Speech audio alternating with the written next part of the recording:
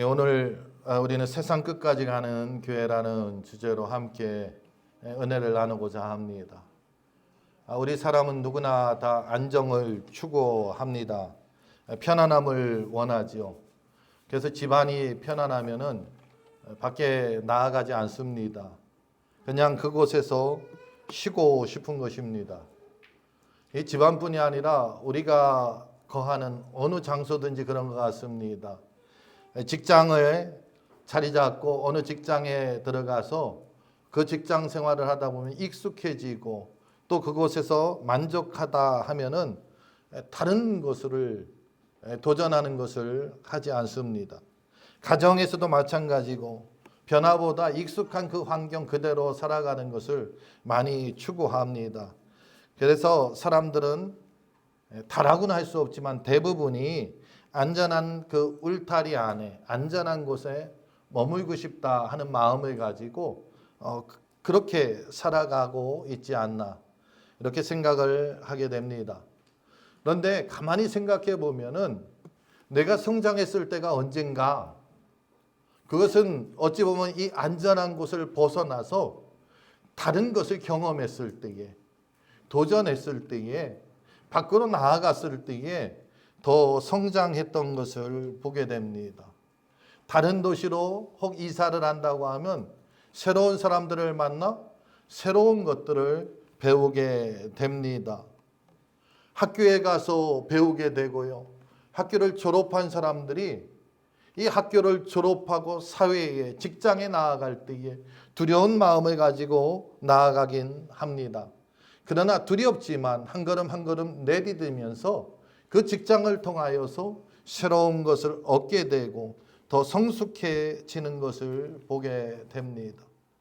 우리의 신앙생활도 그런 것 같습니다. 교회 안에서 익숙한 것만 원하고요, 편안함을 추구합니다.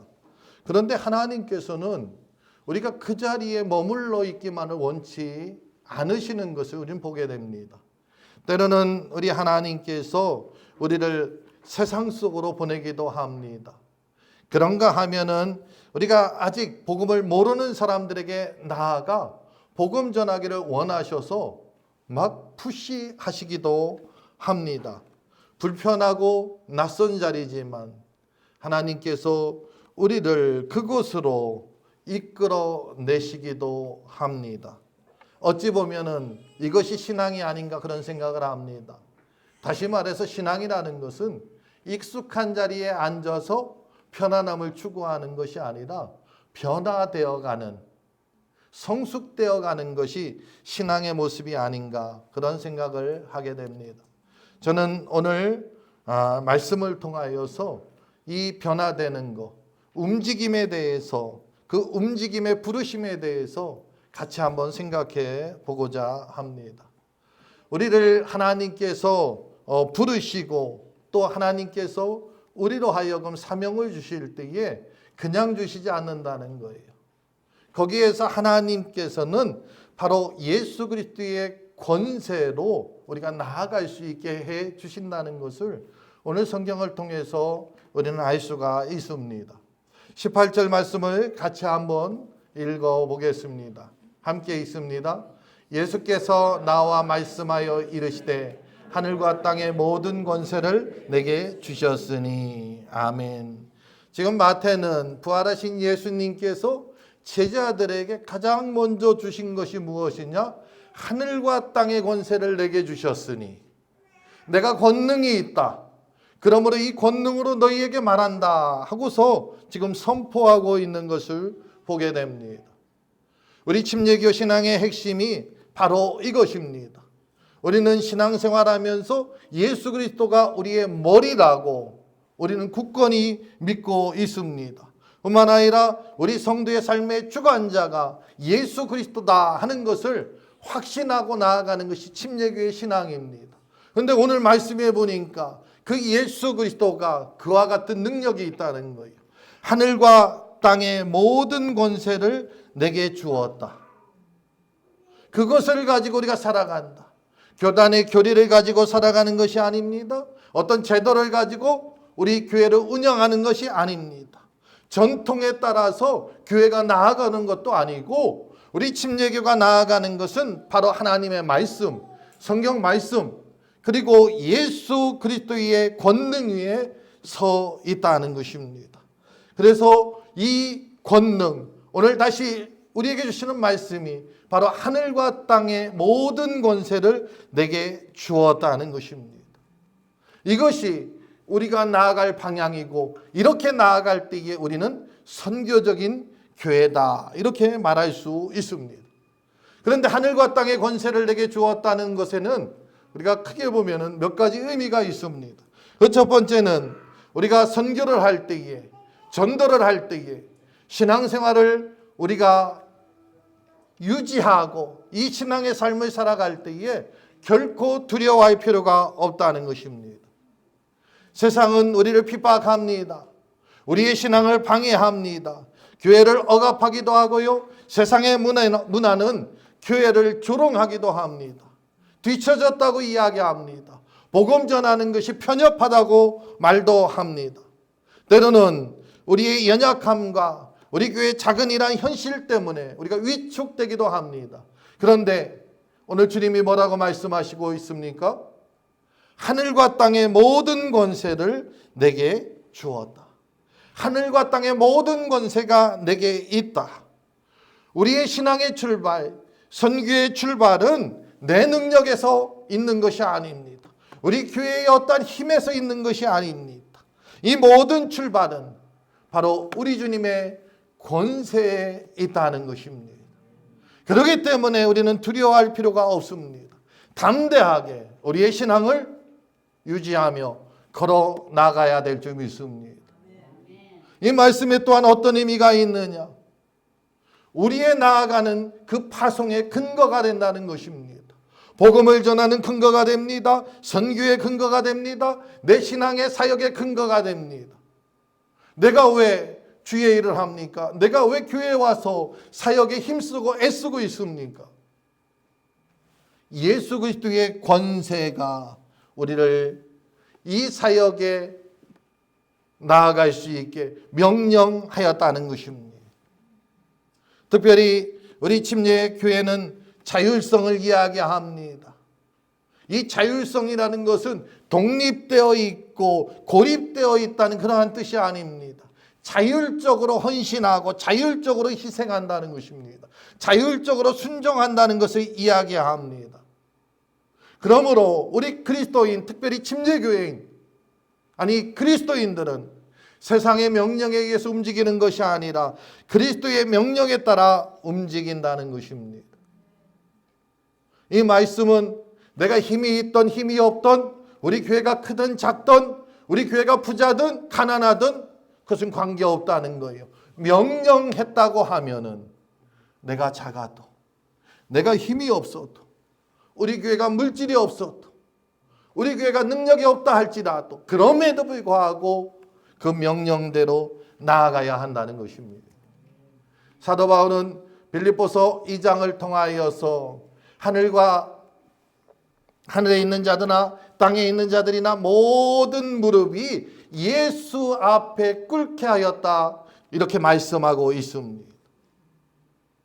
우리 교회가 작다고 해서, 우리 교회가 재정이 부족하다고 해서, 또한 사람이 적다고 해서 우리가 전도하거나 선교하거나 하나님의 일을 하기 어렵다고 생각한다고 하면 그건 잘못된 생각이라는 것입니다.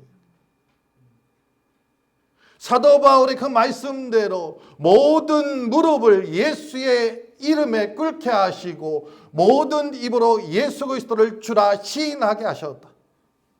나의 주님이 예수라고 하면은 우리의 환경을 보는 것이 아닙니다. 주님의 말씀을 보고 주님의 명령을 보아야 한다는 것입니다. 사랑하는 성도 여러분, 혹시 여러분이 또 우리 교회가 가진 그 사명이 내 능력에 의해서 재단하고 있지는 않습니까? 하나님 그 일은 못합니다. 하나님 그곳은 갈 수가 없습니다. 그것은 내 능력이고 내가 보는 관점입니다. 주님께서 가라고 하면 주님께서 하라고 하시면은 내 능력이나 내 관점은 필요가 없다는 것입니다. 오직 주님의 말씀에 우리는 순종해야 한다는 것입니다. 우리 침례교회 위대한 선교사 윌리엄 캐리라는 분이 있습니다. 그는 18세기 참으로 어렵고 가난한 구두 수선공이었습니다. 그런데 그는 하나님을 위하여 위대한 일을 기대하라, 하나님을 위하여 위대한 일을 시도하라 하는 말씀을 듣고 작은 교회를 섬기는 가난한 사람이었지만 인도로 가서 선교의 문을 연 위대한 선교사 윌리엄 캐리가 된 것을 우리는 기억해야 될 줄 믿습니다. 그가 파송하는데 교단이 동원해서 온 교단이 그에게 힘을 실어준 것이 아닙니다. 어떤 부유한 사람이 그에게 많은 물질을 준 것이 아닙니다. 작은 교회들이 연합하여서 헌신하고 기도했을 때에 그는 위대한 선교자가 되었다는 것입니다. 그러므로 오늘 우리의 현실이 아무리 작아 보인다 할지라도 우리가 의지하는 권세가 온 세상을 다스리는 예수 그리스도의 권세이기 때문에 우리는 담대히 나아가 복음을 전할 수 있게 된다는 것입니다. 오늘 저와 여러분 가운데에 오늘 이 말씀을 우리 심령 가운데 새겨지는 복된 시간 되기를 주의 이름으로 축복합니다. 나는 부족해도 우리 교회는 작아도 예수님의 권세가 내 안에 있다. 우리 교회 안에 있다. 이게 새겨졌을 때에 우리는 선교하는 교회, 땅끝까지 나아가는 복된 교회가 될 줄 믿습니다. 오늘 주님의 말씀은 모든 민족을 제자 삼는 교회가 되어야 한다는 것입니다. 19절 말씀 함께 읽겠습니다. 같이 읽습니다. 그러므로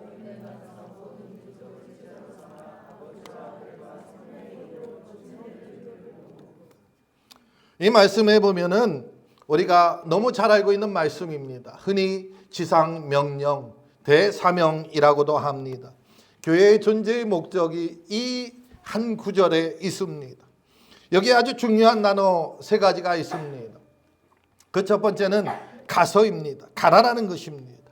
움직이라는 것입니다. 그 안에 머물러 있지 말라는 것입니다. 너희끼리 잔치하고 너희끼리 은혜 받고 너희끼리 복 받고 너희끼리 하늘나라 가는 것이 아니라 움직여서 바깥에서 자꾸 들어오게 하라는 것입니다. 나아가서 선포하라는 것입니다. 우리를 부르실 때에 주님께서는 우리 한 사람만 부르신 것이 아닙니다. 창세기 12장에 보면은 하나님께서 아브라함을 부르시는 그러한 장면을 우리는 볼 수가 있습니다. 하나님이 주신 말씀은 무엇이냐? 너를 축복하는 자에게 내가 복을 내리고 너를 저주하는 자에게 내가 저주할 것이다. 땅의 모든 족속이 너로 말미암아 복을 받을 것이라. 너를 통하여서 모든 민족이 복을 받는다는 것입니다. 우리 한 사람 한 사람 믿음의 사람, 나를 통하여서 세상이 복을 받는다는 거예요. 여러분 한 사람 한 사람을 통하여서 이 땅이 복을 받는다고 주님은 말씀하고 있습니다. 시편 기자는 시편 96편 1절을 통하여서 말씀하기를 여호와께 새 노래로 노래하라. 온 땅이여 여호와께 노래할지어다. 하나님을 찬양하는데 어떠한 사람이 찬양합니까? 믿음의 사람들, 우리만이 아니라 온 땅이요. 나아가서 그들과 더불어서 함께 나아가 주님을 찬양해야 한다는 것입니다. 그러기 위해서는 우리는 가야 한다는 것입니다. 두 번째는 모든 민족이라는 것입니다. 특별히 우리 침례교회는 성경의 권위를 가장 높은 권위로 삼고 있습니다. 그리고 우리가 믿는 그 복음은 복음의 보편성을 믿습니다. 이 말씀은 무엇이냐? 이 복음의 보편성이라는 것은 누구나가 다예요. 누구나가 다. 헬라인이나 유대인이나 또는 종이나 자유자나 남자나 여자나 구분하지 않고 모든 사람이 그리스도 안에서 하나 되어야 한다는 것입니다. 오늘 마태는 그 말씀을 하고 있습니다. 너희는 가서 모든 민족, 모든 사람을 제자 삼으라는 것이죠. 교회의 선교적 사명은 가까운 이웃에서부터 시작해서 멀리 저 지구 반대편에 있는 그러한 열방까지 나아가야 한다는 것입니다. 세상 끝까지 나아가서 복음을 전해야 한다는 것입니다. 오늘날 보면은 많은 사람들이 혼합되고 있죠. 이민자도 있고 난민도 있고, 그래서 큰 도시에 가면은 난민을 섬기는 그러한 선교의 단체들이 있습니다. 그런가 하면은 큰 교회들은 해외에 선교사를 파송하기도 합니다. 어떠한 사람들은 오늘날 유튜브나 어떠한 이러한 미디어를 통하여서 복음을 전하기도 합니다. 이 모든 것, 이것이 모든 사람을 구원하는 구체적인 그러한 순종의 모습들이라는 것입니다. 그리고 오늘 말씀에서 그들을 어떻게 하라고 말씀하고 있습니까? 제자를 삼으라는 것입니다. 이것이 가장 중요한 명령입니다. 우리 그리스도인들이 복음을 전하는 것은 단순하게 교회에 오라고 전하고 그쳐서는 안 된다는 것입니다. 제자를 삼아야 한다는 것입니다. 그것이 교회의 목표가 되어야 합니다. 제자를 삼는다는 것은 그 사람이 교회에 나오는 것으로 만족한 것이 아니라 예수 그리스도를 닮아가야 하는 거죠. 삶 전체가 예수 그리스도를 따라가야 한다는 것입니다. 그런데 어떻게 예수 그리스도를 따라가게 합니까? 가르치는 자는 가르쳐야 되고요. 가르침을 받은 사람은 먼저 그 모습을 보여주어야 합니다. 그래야만이 뒤에서 따라가는 사람들이 그 모습을 보고 닮아갈 수 있다는 것입니다. 그러므로 이 제자 삼는다는 것은 우리 한 사람 한 사람이 먼저 말씀에 순종하는 그러한 모습을 보여야 합니다. 우리 SBC 교단은 이것을 위하여서 일찍부터 성경 교육을 강조해 왔습니다. 그래서 주일학교, 선데이 스쿨이라고 하죠. 이 주일학교가 가장 발달된 것이 바로 우리 남침례 교단입니다. 하나님의 말씀을 배우고 그것을 실천하여서 사람들에게 보여줄 때에 그들이 그것을 따라오게 된다는 것입니다. 그리고 이러한 교회가 선교적인 교회로 세워진다는 것을 우리는 기억해야 될 점이 있습니다. 저와 여러분이 오늘 말씀을 깨달았다고 하면은 그것을 우리의 삶 가운데 실천하는 훈련을 해야 될 점이 있습니다. 여러분, 깨닫는 것은 어디서 깨달을까요? 머리에서 깨닫는 거예요. 이 깨달은 것이 우리가 실천하기 위해서는 어떻게 해야 됩니까? 마음에 열정이 생겨야 됩니다. 깨달은 것이 열정이 생겨야 돼요. 깨달음과 열정은 다른 거 없어도 됩니다. 특별한 훈련이 없어도 됩니다. 그런데 이것을 실천하기 위해서는 어떻게 해야 합니까? 내 손과 발이 움직여야 합니다. 이것은 훈련이 필요합니다. 저절로 되지 않습니다. 오늘 들은 말씀, 오늘 말씀을 통해서 깨달은 것, 여러분의 삶 가운데 실천하여서 하나님 앞에 영광 돌리는 복된 성도님들 되시기를 주의 이름으로 축복합니다. 예수님은 제자 삼는 과정 가운데에 이것으로 끝이지 아니하고 침례도 포함을 시켰습니다. 아버지와 아들과 성령의 이름으로 침례를 베풀라, 침례를 주라 하고 말씀하고 있습니다. 다시 말해서 이 침례라는 그 행위에 대해서 말씀하고 있습니다. 삼위일체 하나님의 이름으로 거듭났다고 선포하는 행위를 하라는 것입니다. 말씀을 듣고 그 말씀을 받아들인 사람이 믿음의 고백을 하였으면은 이 침례라는 의식을 통하여 사람들 앞에 선포하라는 거예요. 그럴 때에 그는 그 선포한 대로 더 살아갈 수 있게 된다는 것입니다. 그리고 교회 공동체는 그를 인정하고 그와 함께 더불어서 신앙의 삶을 살아가라는 것입니다. 이 침례라는 것은 바로 그런 의미가 있습니다. 침례는 예수 그리스도와 함께 옛사람이 죽었다는 의미를 담고 있습니다. 그리고 물속에서 나오는 것은 그리스도와 함께 새 사람으로 부활했다는 의미를 담고 있습니다. 이전에 살았던 그 옛 성품을 죽이고 예수 그리스도의 모습으로 살아가라는 것입니다. 그게 제자의 삶이라는 것입니다. 사랑하는 성도 여러분, 오늘 이 명령은 여전히 유효합니다. 2000년 전 예수님의 제자들에게만 준 것이 아니라 2000년 후 오늘을 살아가고 있는 예수님의 제자인 우리에게도 동일하게 주신 말씀이라는 것입니다. 그러므로 우리는 가야 합니다. 복음을 모르는 사람들을 향하여서 다가가야 합니다.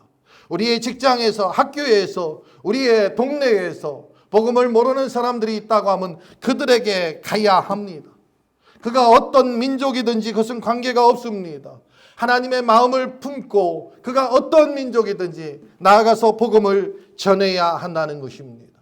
그리고 복음 전한 그가 교회 출석자로 만족하는 것이 아니라 예수님의 참된 제자로 세워지기까지 우리는 그를 돌보고 그와 함께 나아가야 한다는 것입니다.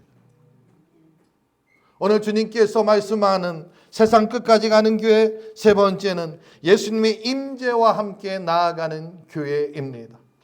20절 말씀 같이 읽겠습니다. 함께 읽습니다. 내가 너희에게 분부한 모든 것을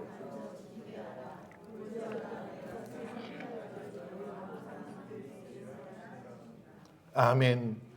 예수님은 제자들에게 복음을 전하라는 사명을 주신 후 세상 끝날까지 항상 함께 있으리라 하고 말씀하고 있습니다. 여기서 가장 중요한 것은 세상 끝날까지 그리고 항상입니다. 항상 주님은 우리와 함께 하십니다.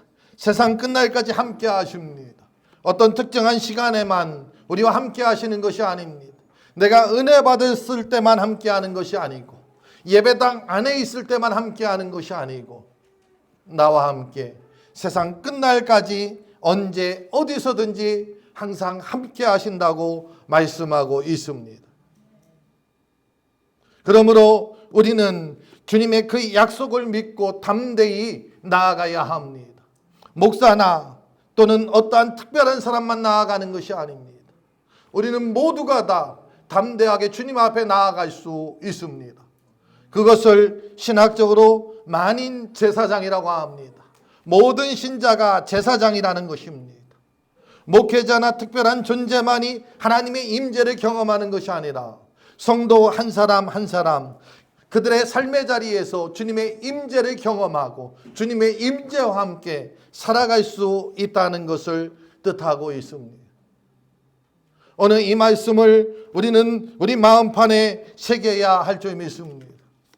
내가 직장에서든지 학교에서든지 우리 동료에게 친구에게 나아가서 복음을 전할 때 주님은 나와 함께 하십니다.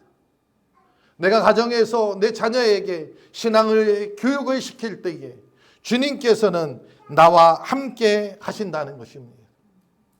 우리 교회가 함께 열방을 품고 기도하고 열방을 위하여서 부르짖을 때에 주님께서는 나와 함께 하신다는 것입니다. 우리가 어떠한 사람을 세워서 선교사로 파송할 때에 주님은 우리와 함께 하신다는 것입니다. 주님이 나와 함께 하신다는 것, 그것이 우리 교회가 또 내가 신앙의 길을 담대히 당당하게 나아갈 수 있는 그 이유가 된다는 것입니다. 뿐만 아니라 주님은 우리의 능력의 공급자이시기도 하다는 것입니다. 우리가 사명을 감당하다 보면은 때로는 지치고 힘들 때가 있습니다. 낙심이 될 때도 있습니다. 그러나 주님께서는 성령을 보내셔 우리와 함께 하겠다 약속하셨습니다. 그리고 그 성령님께서는 이미 우리 안에 예수님의 임재를 경험하게 했다는 것입니다. 그 임재로 인하여서 우리는 감격 가운데에 나아갔던 그러한 경험들이 각자 다 있습니다. 이 경험이 우리의 신앙의 고난 가운데에, 우리의 신앙생활하는 그 여정 가운데에 힘이 되고 능이 되는 것을 우리는 꼭 기억해야 될 줄 믿습니다. 그 기억이, 그리고 그 경험이 우리가 사명을 감당하는 힘이 됩니다. 그런데 이것이 언제까지 이렇다고요? 세상 끝까지 주님은 우리와 함께 한다고 말씀하고 있습니다. 주님의 임재가 우리와 함께 한다고 하면은 우리가 부르짖어 기도할 때에 이 기도가 국경을 넘어 저 먼 땅까지 갈 수 있다는 것입니다. 주님의 임재가 나와 함께 한다고 하면 우리의 작은 물질이 주의 선교사역에 귀하게 쓰이고 복되게 쌓이고 크게 사용될 수 있다는 것입니다. 주님이 임재가 나와 함께 할 때에 우리의 자녀들이 성장하여서 주의 복음을 선포하는 주님의 일꾼들이 된다는 것을 기억하시기 바랍니다. 저와 여러분, 정말 예수님의 이 지상 명령, 이 말씀, 내가 너희에게 본부한 모든 것을 가르쳐 지키게 하라. 그리하면 내가 세상 끝날까지 너희와 항상 함께 있으리라는 이 말씀을 우리가 붙들고 있는다고 하면 사람이 감당할 수 없는 그 어떠한 것도 우리는 능히 감당하며 나아가게 될 줄 믿습니다. 그러므로 두려워하지 맙시다. 주님이 우리와 함께 한다고 하면 담대히 나아갈 수 있습니다. 바로 선교는 나 혼자 하는 것이 아니라 주님의 임재와 더불어서 주님이 동행하시는 사역이고 또 주님께서 우리에게 주신 사명임을 기억하고 나아갈 때에 우리 교회를 통하여서 하나님은 세상 끝까지 주의 복음이 전파되도록 우리 교회를 사용하실 줄 믿습니다. 기도하겠습니다. 존귀하신 하나님, 참으로 감사합니다.